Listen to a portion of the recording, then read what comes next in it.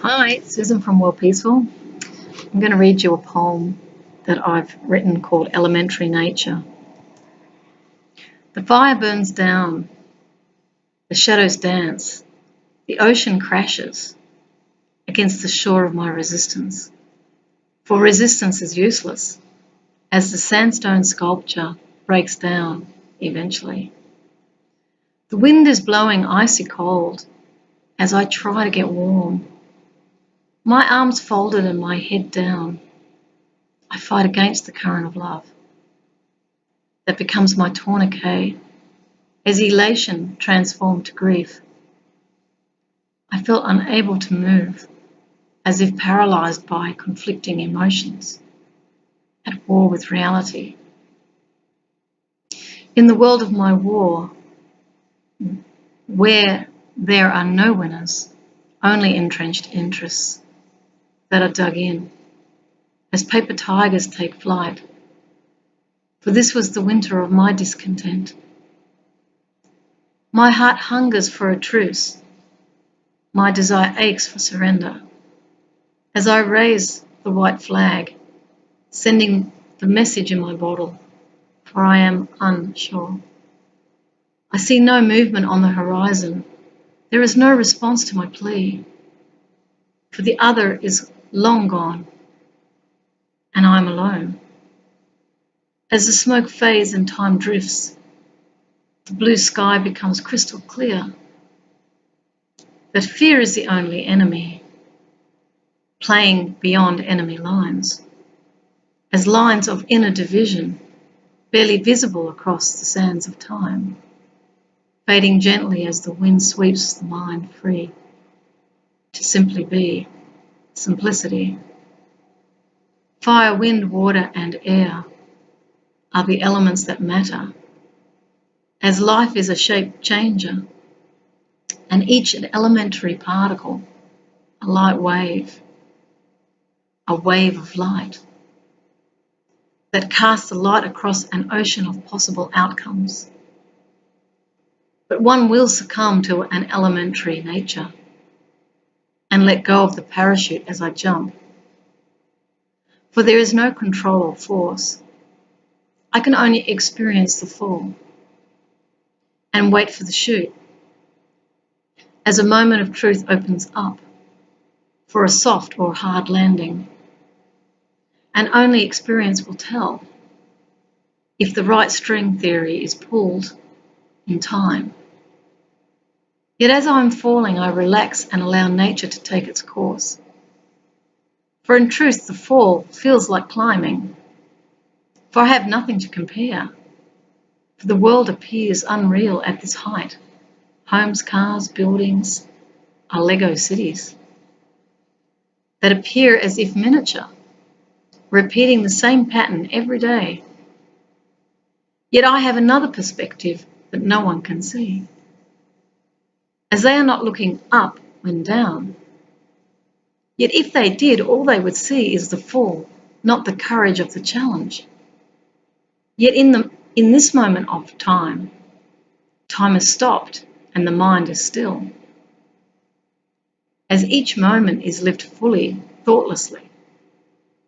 And as the mind expands, I understand I am the subject matter of life, not the shape changer. And the war within lives only in the desire to control the experience. Yet non-resistance is the greatest peace. As to flow is to let go of reasons and discover I am content to not know the answer to the meaning of life.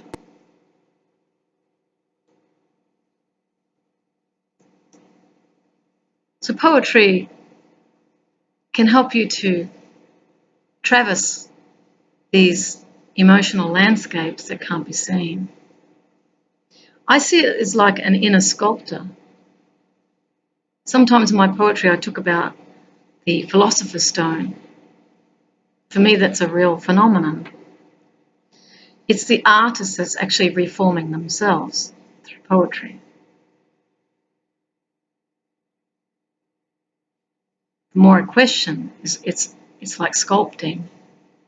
In truth, I do shape change, even though I'm saying in the poetry that I'm not. I'm just gonna go over that for a second. Shape changing. As life is a shape changer, and each an elementary particle and a light wave, that's your particle theory, this is physics. Particle and a wave.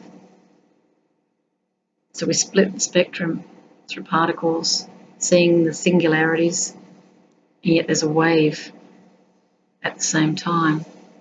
So through those that slot, remember the slot test where they sent particles through it and they split in two. So you can be in two places at once. It was interesting. So life is the shape changer, is what's been said. I also talk about string theory. The right string theory is pulled in time. This is kind of like the reverberation, the harmonics. So I understand that I am the subject matter of life, not the shape changer. So what I'm saying is that I'm not God.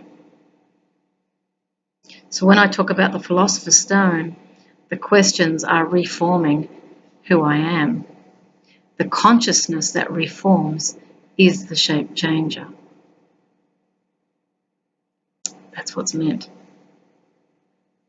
And I say at the end, and I discover I'm content to not know the answer to the meaning of life. So it's in the not knowing that we know. It's very powerful. Whereas we're in a culture that's very intellectually oriented, where we have to know, and we associate that with cleverness, intelligence. But in the philosophical realm, it's the opposite. It's actually creating the empty, still space within that allows to be filled by the higher knowledge. So there's no ego attachment to it. As artists, we create the space for that knowledge to come. So in the Philosopher's Stone, I'm being shape changed by allowing life to shape change me through my experiences. I'm not resisting those experiences. I'm embracing them. I'm looking head on. I use the metaphor of the parachute jump because I actually had a parachute jump, and I did it when I was intimidated by a landlord. He stood over me. He was trying to put the rent up. And I met his stare. I stood up to him, and I don't think he liked it, but I wasn't rude. I just stood my ground. My partner at the time was away overseas, and I knew that he wasn't able to put up the rent without him coming back because he was on the lease. But after this man stood over me, he was, you may laugh, he was someone who'd been in the Polish underground, I found out. But he scared me. And I thought, I want to overcome fear. So rather than cowering, I want to be able to face what I fear. So I asked myself, what's the most scariest thing I can do? And a parachute jump was what came to mind. So when my partner came back, I shouted him a jump. And the two of us went up. And I remember thinking the night before, not only do I want to face fear, but I want to overcome fear. I want to feel no fear. So the next day, to my amazement, we got on the plane, went up to 10,000 feet, and I wasn't scared. It was tandem jump, so someone was with me. But I go out onto the wing, had no fear whatsoever, and I just dropped. And it was the most amazing feeling. I loved it. And because you're up so high, you can't get any sense of distance or speed. You feel your skin, your hair, everything's, if you can imagine. Because the force of nature is actually,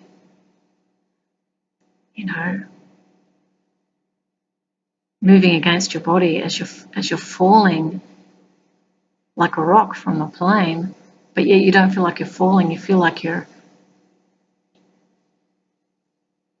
sort of didn't feel falling. I'm just trying to find what it was I was feeling when I was in that situation. I just felt the forces of nature against my skin. And I remember as I was falling, how incredibly free I felt as I was looking at everything, and I had no thought at all in my mind, completely still inside, no fear either. And then the guy, he pulled the chute, and it felt like I was being pulled up 6 stories. It was amazing. And then it was just this most incredible panoramic view as I looked at the mountains. And I remember thinking, if I was ever going to die, this would be the way to go. You wouldn't feel anything, you'd hit the ground. And a few people have, of course, died that way. But yes, it was actually a very powerful moment in my life where I realised I wasn't in control, and that's where that poem came from. I wasn't in control. I am subject to the forces of nature. And this is very metaphoric and very true in my actual life. You cannot control this world we're passing through. It's how you free fall through life. That's what matters. You can either free fall frightened, fearful of, what happens if the chute doesn't open? That never occurred to me. My only interest was to overcome fear. And because I had that so intensely as an intent, I actually was fearless. And I was then able to enjoy the journey. And I think that's truly the metaphor for this. This is the poetry of life. So I will leave you with that. May you free fall fearlessly, would be my message. Thank you for watching and listening. Have fun.